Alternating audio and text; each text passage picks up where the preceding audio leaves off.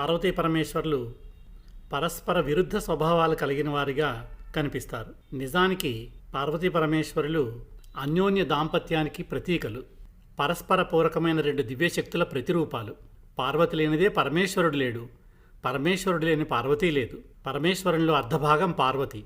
పార్వతీ పరమేశ్వరుల స్వభావాల్లో ఎన్నో విరోధాభాసాలున్నట్లు మనకు కనిపించినప్పటికీ ఈ సమస్త ప్రపంచాన్ని దయతో సృష్టించి పాలించే తల్లిదండ్రులే పార్వతీ పరమేశ్వరులు. తనలో తానే రమిస్తూ నిరంతరం ధ్యానంలో మునిగి ఉండే స్థిరమైన శక్తి స్వరూపం పరమేశ్వరుడు. చైతన్య శక్తి స్వరూపమై సమస్త ప్రపంచాన్ని వాత్సల్యంతో ముందుకు నడిపించే చైతన్య శక్తి స్వరూపమే పార్వతీదేవి. ఈ అన్యోన్య దాంపత్యం ఆ ఆది దంపతులకే చెల్లింది. ఎటువంటి మనస్పర్ధలున్న భార్యాభర్తలైనా ఈ అర్ధనారీశ్వర స్తోత్రాన్ని విని అర్థం చేసుకొని పార్వతీ పరమేశ్వరుల వలె అన్యోన్యంగా మెలగాలని ఆది దంపతులని ప్రార్థి